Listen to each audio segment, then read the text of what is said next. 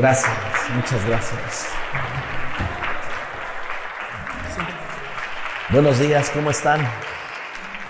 Bueno, para las personas que no me conocen, yo me llamo Ricardo Solano. Somos de la Ciudad de México, pero vivimos en una ciudad que se llama Mexicali. Estamos en Mexicali, Baja California. Estamos haciendo frontera con Estados Unidos, con California en Estados Unidos. Estamos pegados. Haga de cuenta que de este lado es Mexicali y de este lado de la calle ya es Estados Unidos. Y vivimos ahí, estamos en una frontera. Me acompaña mi hijo David, me acompaña también. Estoy casado, tengo 23 años de casado. Tengo 3 hijos, mi hijo David es el menor. Tengo una hija que sigue después de él que se llama Heyeli. Y mi hija mayor se llama Nahara. Tenemos 3 hijos y estamos sirviendo, pastoreando en la ciudad de Mexicali, en una congregación. Hace 5 años la iglesia se llama Amistad con Dios, así es como se llama. Gracias por recibirnos, pastor, muchísimas gracias por la invitación. Gracias, David, ¿verdad? Porque pues él ha sido el conducto por el cual nosotros estamos aquí hoy. Y quisiera, antes de predicar, quiero decirles algo con todo mi corazón. Si yo llegase a decir alguna palabra, nunca mi intención es ofenderle, ni que usted se sienta mal. Quiero que me entienda que vengo de otro país y hay palabras que para nosotros no son malas, pero tal vez para usted pueden sonar violentas o agresivas. De la misma manera hay muchas palabras en España que nosotros las escuchamos y son muy fuertes para nosotros, pero entendemos que estamos en otro país y en otra cultura, ¿verdad? Para que usted, por favor, en ningún momento, si yo llegase a decir algo, nunca mi intención fue ofenderle ni incomodarle, pero que entienda que estamos de otro país, ¿verdad? Entonces es muy, muy distinto. Pero bueno, quiero compartir algo que Dios ha puesto en mi corazón. Y yo creo que todos en esta vida hemos pasado también tiempos, momentos difíciles. Tal vez hay personas que puedan decir, yo no he vivido momentos difíciles, a mí me ha ido bien, pero bueno, yo creo que en el mundo entero, aún las personas con esta pandemia, con el famoso COVID, con todo esto que vino, al mundo entero lo sacudió.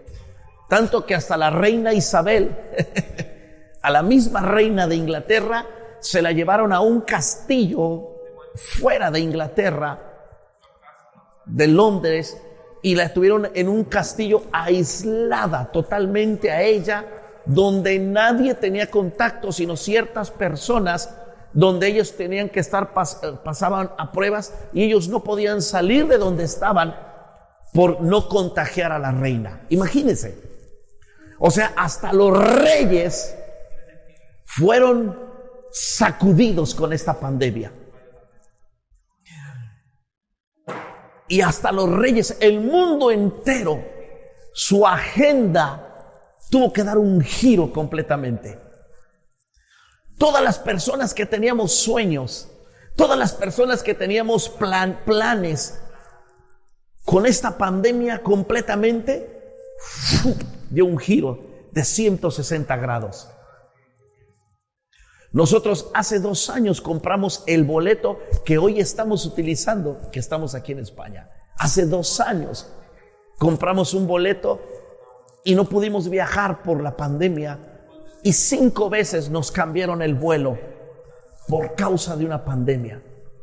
Esta pandemia vino a descontrolar a todo el mundo.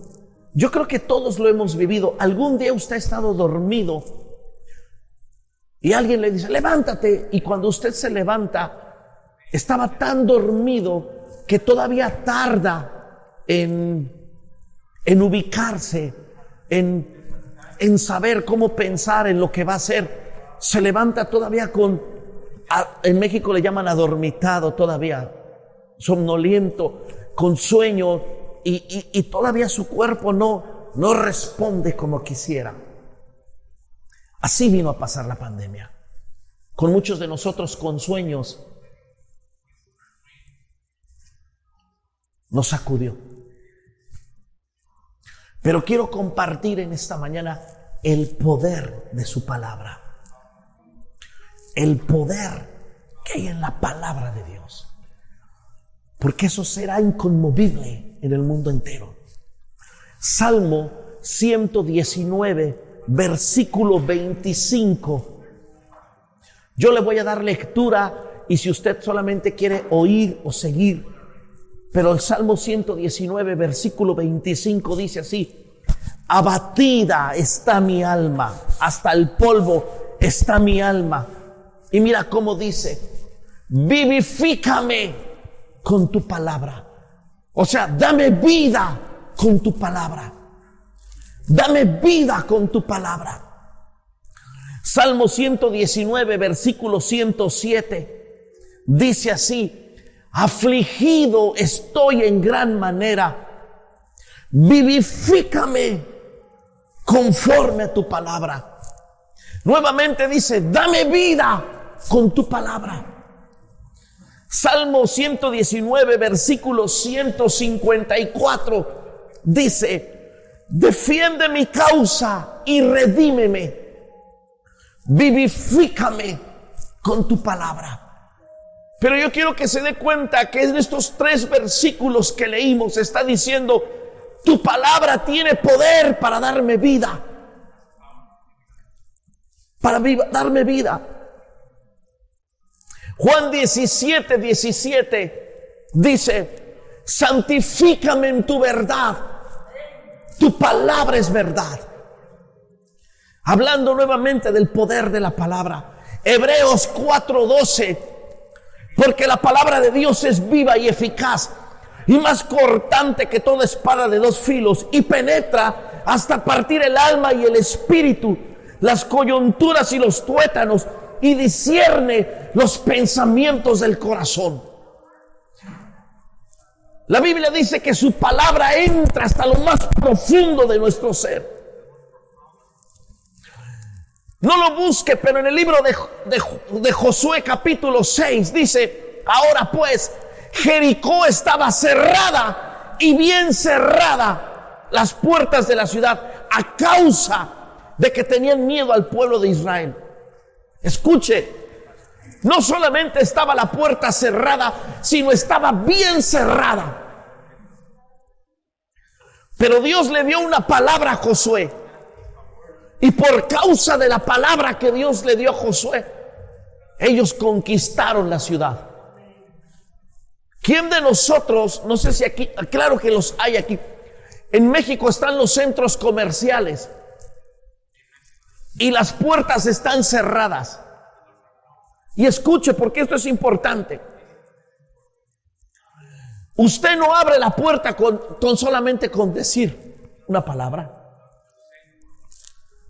Para que las puertas se abran, usted tiene que avanzar para que el sensor abra las puertas.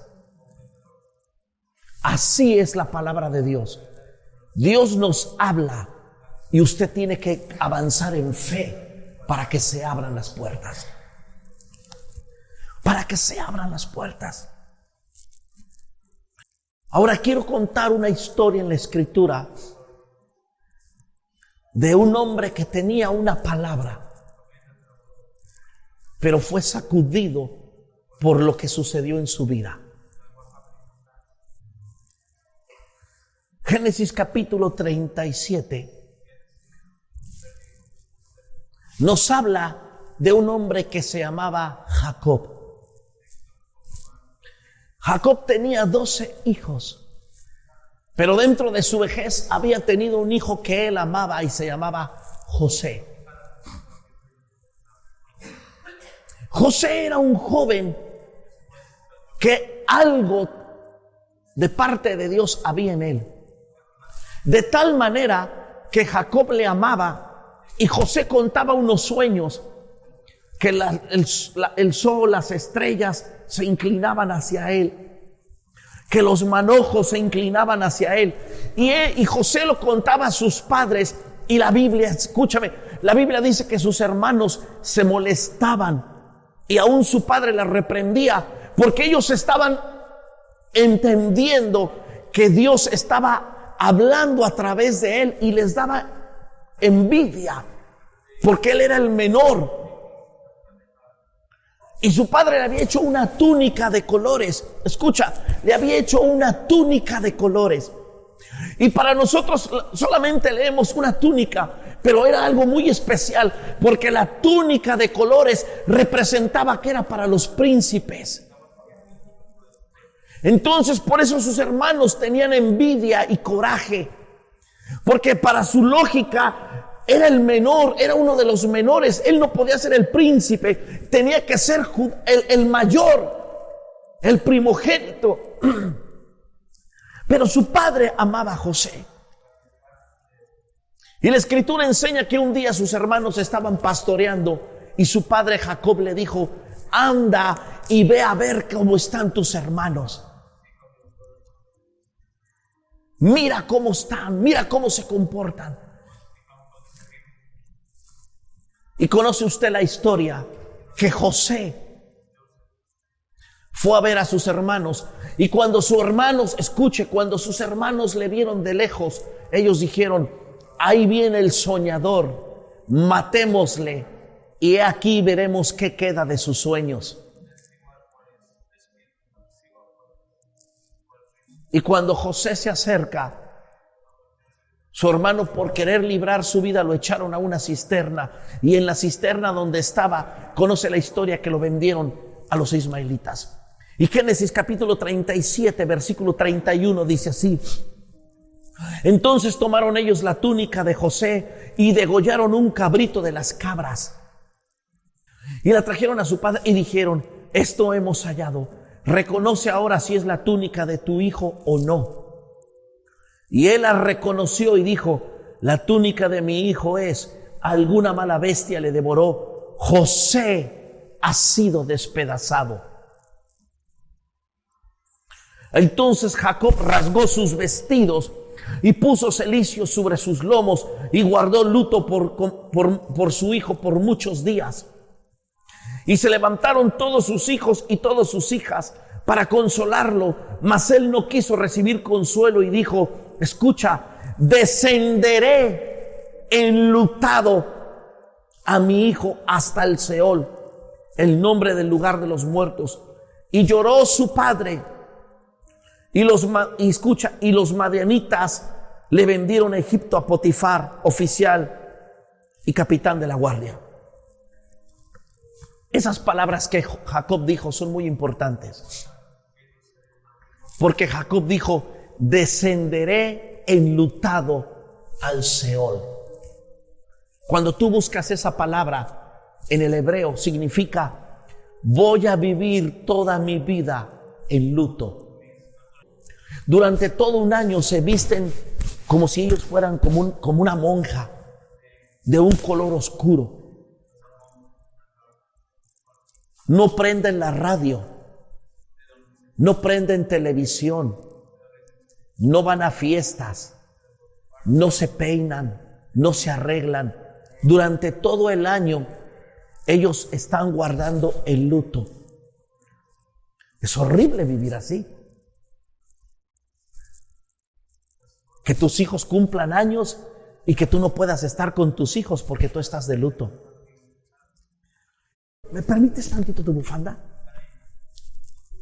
A Jacob le trajeron, los hijos de Jacob le trajeron la túnica de José, lo despojaron de su túnica, mataron un cabrito, untaron la sangre en el cabrito y vienen y le dicen al padre: aquí está la túnica de tu hijo, reconócela. ¿Sabes qué significa reconoce? Es acéptalo, está muerto. Ahora escúchame, ¿qué es lo que está muerto? No es José lo que está muerto. Lo que le están diciendo a Jacob es: tu sueño, lo que tú amas, se ha perdido. Lo que tú amas nunca va a ser. Tu sueño, lo que tú creías está muerto. En pocas palabras, el diablo te quiere robar tus sueños. El diablo quiere matar tus sueños. Que tú digas en tu lógica, es imposible. Es imposible. Aquí tengo la evidencia de que lo que yo amaba se murió. Y Génesis capítulo 42, versículo 4, mira lo que dice. Mas Jacob no envió a Benjamín, hermano de José, con sus hermanos, porque dijo, no sea que le acontezca algún desastre. ¿Qué significa? Que han pasado 15 años y Jacob no ha podido superar la muerte de José. Han pasado 15 años y él sigue hablando de lo que hace años le pasaron, de que lo que él amaba le dijeron que estaba muerto. Por eso es que Jacob dijo, yo andaré enlutado toda la vida. Pasarán los años y no podré sacar de mi corazón lo que yo amaba. Capítulo 42, versículo 36 dice, entonces su padre Jacob les dijo, me habéis privado de mis hijos. Mira nuevamente, versículo 38 dijo, no descenderá mi hijo con ustedes, pues su hermano ha muerto, hablando de José, y solo ha quedado. Y si le aconteciera algún desastre en el camino por donde vais, haréis descender mis canas con dolor al Seol. Yo estoy viendo un hombre que han pasado años de su vida y no ha podido olvidar a José. Porque José en la vida de Jacob representa el sueño, representa una palabra que Dios le dio, representa un sueño de esperanza, representa un salvador, representa todo en la vida de Jacob.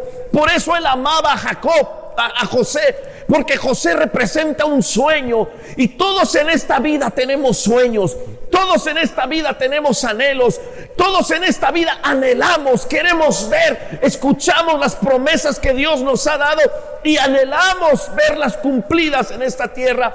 Pero la verdad es que durante los años, durante la vida, durante nuestro caminar, acontecen cosas tan dolorosas que muchas veces en lugar de acercarnos a ellas, pareciera que nos estamos alejando de ellas.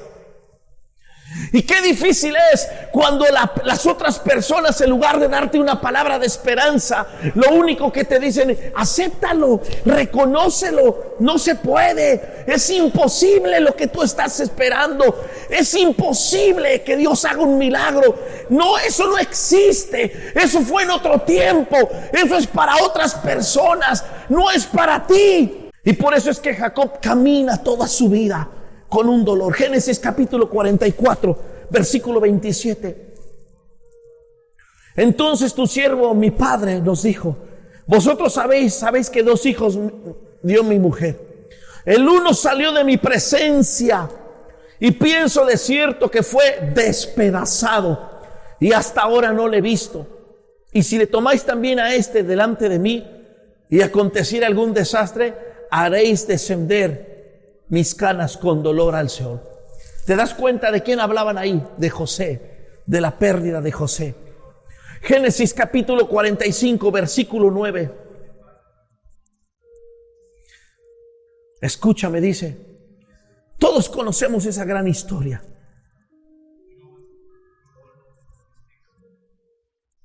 Cuando Jacob envía a sus hijos,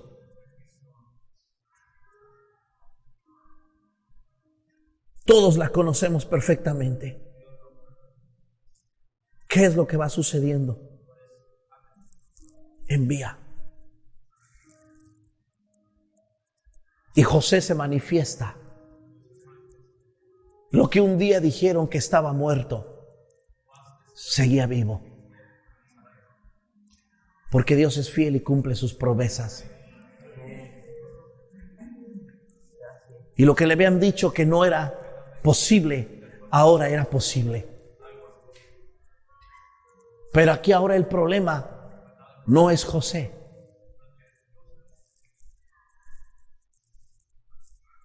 José es una figura de Cristo. Es una figura de la promesa. Génesis 45, capítulo 9, versículo 9 dice: ir a mi padre y decirle, así dice tu hijo José, Dios me ha puesto por señor de todo Egipto. Y escucha el mensaje que José le manda decir a Jacob: ven a mí, no te detengas. No te detengas, como diciendo, cree. Sigue creyendo. No te detengas. No importa lo que vean tus ojos. No importa lo que se oiga alrededor. Ven a mí, que soy la fuente de agua viva. Ven a mí. No te detengas.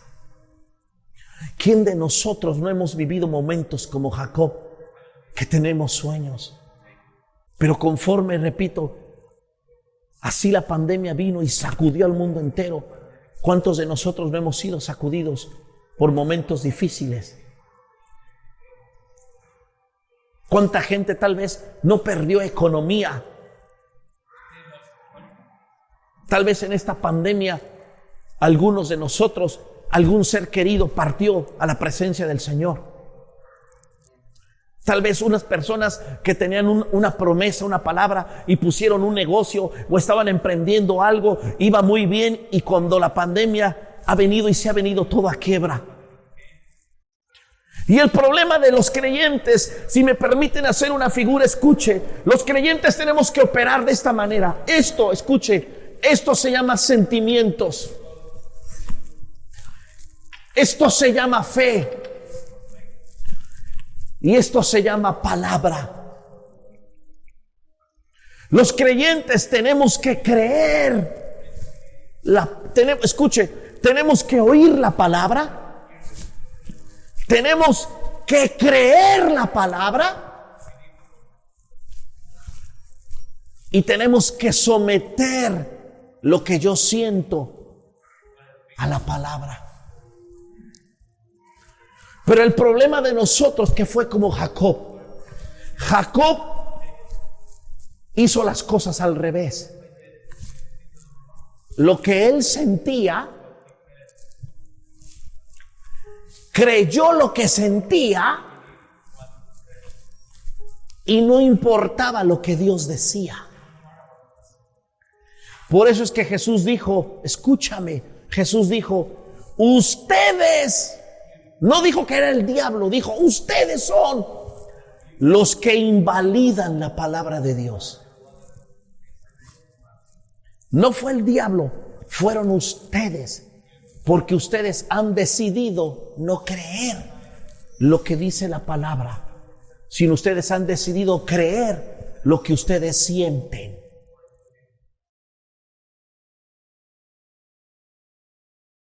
Dios sabe, y siempre decimos eso, Dios sabe que no, y Dios dice, no, tú no puedes estar viviendo en la lógica, tú tienes que creer.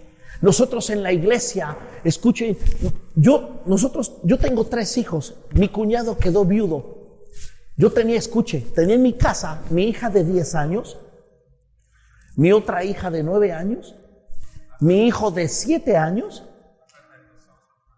mi sobrina que vinieron a venir a mi casa de 7 años, mi sobrino de 5 años y mi sobrino de 3 años. Yo tenía 6 niños en casa y estábamos orando en la iglesia, una iglesia más o menos como esta, bueno, un poco más grande, y hacía un calor. Y yo dije, Señor, necesitamos poner aire acondicionado en este lugar. Había 1000 personas, un calor.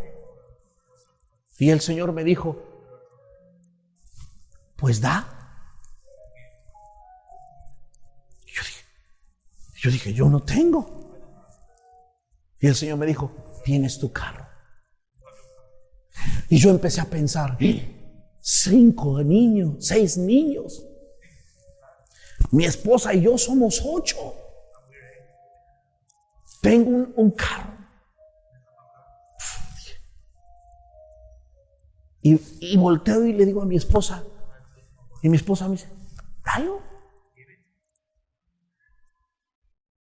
Y escuché, todavía yo pensé, dije, voy el domingo. Llegué y le dije, en la mañana oramos, Señor, si tú quieres que mi carro yo lo dé, que ahorita alguien venga y me lo compre. Como Gedeón, probando si es Dios. Y cuando salgo me dice un hermano, le compro su carro.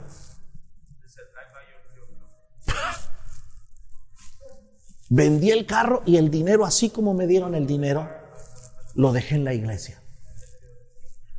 Pasaron 3 meses. Imagínate moverme con 6 niños sin auto. Teníamos que estar pagando taxis y era un problema con 6 niños. Un domingo, no, un jueves, entro a la iglesia. Estaba lloviendo y me bajé de un taxi y entré corriendo a la iglesia. Y había un hombre que no es de la iglesia.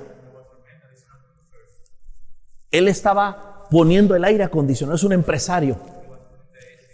Nosotros pagamos, entre toda la iglesia juntamos dinero y pagamos para que pusieran el aire acondicionado. Y cuando él me ve entrando a la iglesia, me saluda, me dice, pastor, buenas tardes. Buenas. Y entré a mi oficina. Estaba trabajando en la oficina y entró y tocó la puerta. Y me dijo, pastor, ¿me permite entrar? Y le dije, sí, dígame. Él no es de nuestra iglesia, él no es de la iglesia, él es un empresario que está poniendo el aire. Y me dice, ¿su carro? Y yo no le quise decir, no tengo auto. Le dije, es que me vine en taxi. Y él se empezó a sonreír y me dijo, yo sé que usted no tiene carro. Y me dijo, vaya a la agencia y compre un carro. El carro que usted quiera, yo lo voy a pagar. Yo lo pago. Porque Dios no se queda con nada. Yo comencé a llorar. Porque en mi lógica, muchas veces yo decía, ¿cómo voy a comprar esto?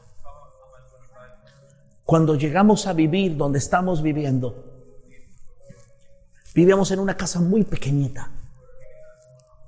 Y cuando íbamos a empezar la iglesia, decíamos, necesitamos un lugar más grande. Y llegamos con el dueño de la casa.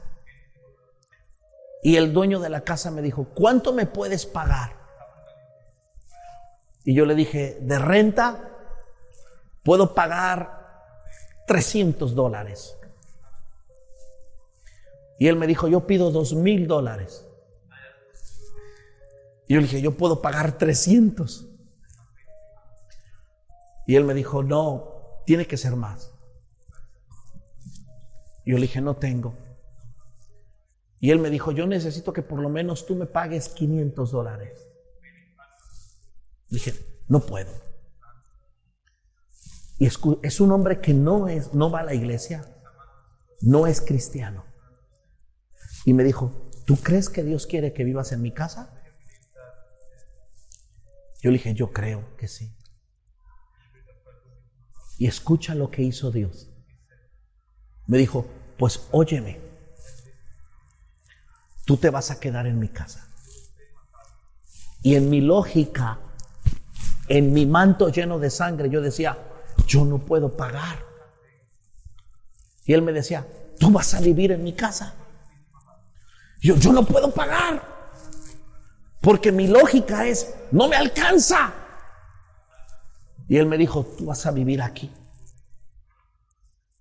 Y Dios me estaba hablando a través de un hombre que ni cristiano es. Y yo le dije, ¿cómo? Y me dijo, escucha el milagro. Me dijo, tú me vas a dar los $300 y no le vas a decir nada a mi esposa. Y yo te voy a poner los $200 que te hacen falta. Pero quédate en mi casa. ¿Quién te renta una casa y te paga la mitad de la renta de su propia casa? Solo Dios. Y mi esposa y yo comenzamos a llorar cuando Él nos dijo eso, porque Dios nos estaba hablando lo mismo que Jacob le está diciendo. Escúchame, versículo 26 dice, no creía. ¿Por qué no creía? Por todo lo que le había pasado en su vida. Habían pasado años de dificultades y esos años habían hecho que Jacob se aferrara a su manto lleno de sangre. Y cada vez que venían a darle una palabra de fe y de esperanza, en lugar de que dijera yo lo creo, enseñaban el manto lleno de sangre. No, es que tú no entiendes, míralo. Y no hay nada más difícil que Dios toque el corazón de un creyente que su fe se ha apagado. A eso es lo que Dios nos quiere llevar. Que entendamos la importancia de la palabra de Dios, que leamos la palabra, porque la palabra tiene un poder para vivificar tu espíritu, y la palabra rompe nuestra lógica, rompe nuestra mentalidad. La palabra entra y penetra hasta lo más profundo de nuestro ser y revive nuestro espíritu. Eso fue lo que pasó cuando nosotros estábamos orando. ¿Y cómo vamos a pagar? ¿Y cómo le vamos a hacer? Siempre veía la mano de Dios, aún con una persona inconversa que me decía, quédate en mi casa, yo te voy a pagar la renta, pero vive. Y ahí fue cuando yo entendí lo que José le estaba enviando a Jacob. Ve lo que yo he estado haciendo. Nosotros no podemos estarnos quejando todo este tiempo. Ha habido una pandemia, pero Dios ha estado con nosotros. Ha habido dificultades, pero Dios ha socorrido. No he tenido comida, pero un día alguien llegó y tocó a la puerta y te trajo un pan. No he tenido esto, pero Dios siempre ha estado a nuestro lado. Lo que Dios quiere es que la iglesia le crea y que nuestro espíritu reviva. Que reviva nuestro espíritu.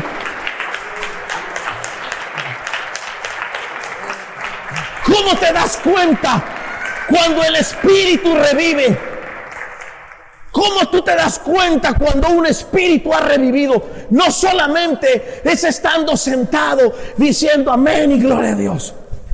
Un espíritu vivo, escúchame, se manifiesta. Capítulo 28, versículo 28 de ese mismo capítulo 45, versículo 28. Mira lo que dice. Entonces dijo Israel, ya no dice Jacob, ahora dice Israel, basta. José mi hijo vive todavía. Iré y le veré antes de que yo muera. Eso, tú te das cuenta cuando un espíritu ha revivido. Cambio de mentalidad, un cambio de actitud.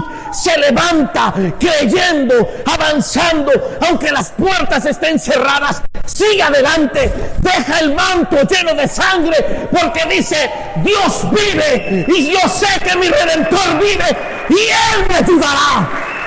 Dios peleará por mí. Dios irá delante de ti, abrirá las puertas, romperá cadenas, porque Dios libera todavía. Dios no cambia, Dios sigue siendo el mismo, pero Dios quiere revivir nuestro espíritu. La iglesia tiene que revivir. La iglesia tiene que cambiar su manera de cantar, su manera de adorar. Es increíble. Tú le dices a la iglesia, el domingo viene un predicador, va a profetizar a toda la iglesia y se llena. Viene un hombre que hace milagros y se llena. Y no está mal. Pero si tú le dices a la iglesia, el domingo vamos a orar, la gente no llega.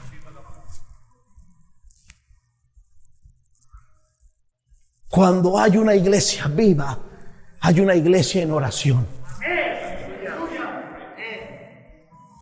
5 años estuve como Jacob, lamentándome de que José estaba muerto. Pero hace 5 años Dios me habló y me dijo, José vive. Y revivió mi espíritu y comencé en mi casa con una familia. Cantábamos, enseñaba la Biblia. Hoy en día tenemos una congregación casi de este tamaño. Son casi 100 personas las que hemos alcanzado para Cristo. Y Dios ha sido fiel. En esta pandemia en plena pandemia nos cambiamos de local. Y no solamente nos cambiamos de local, nos hemos podido comprar una casa. Y si usted me dice, pastor, ¿y cómo la pagó? No he pagado nada. Me vendieron una casa y me dijeron, venga a vivir a esta casa, se la vendemos. La casa costaba 100,000 euros en pesos mexicanos. Y me dijeron, le vamos a vender esta casa en 50,000 euros. Y no se preocupe, usted tiene 5 años para pagarnos la casa, sin intereses. Porque cuando José mandó a llamar a Jacob, lo que José, el mensaje que fue es, aún quedan momentos difíciles, pero cerca de mí no te va a faltar nada. Y le he creído. Y cuando estoy en otros países digo, ahora aquí estoy. Solo he creído. Y eso ha revivido mi espíritu. Y le cuento estos 2, 3 testimonios, como yo sé tal vez que algunos han tenido. Pero ¿por qué le cuento estos testimonios? Espero que Dios pueda utilizar eso y que usted pueda ser desafiado en esta tarde y decir, si tú lo hiciste con Él, también lo puedes hacer conmigo. No hay ninguna diferencia. Somos tus hijos.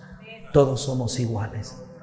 Entonces yo quisiera orar por todos aquellos que dicen, pastor, yo necesito que Dios despierte mi espíritu.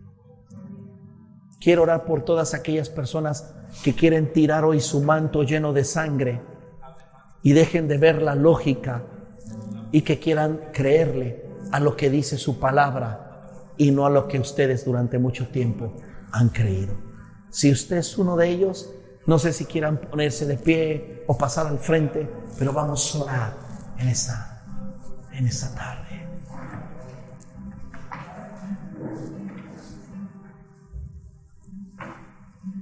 Señor,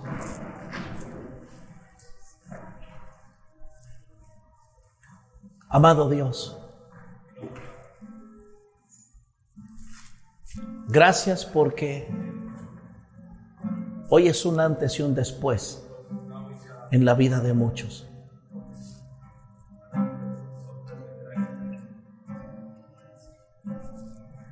Te adoramos a ti, Jesús.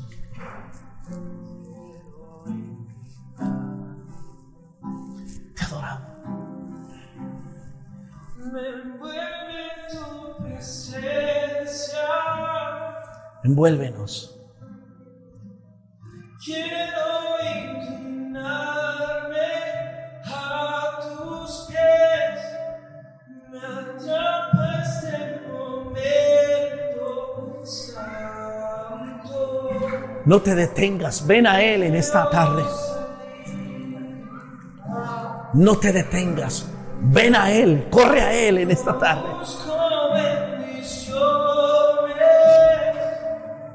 Acércate a Él.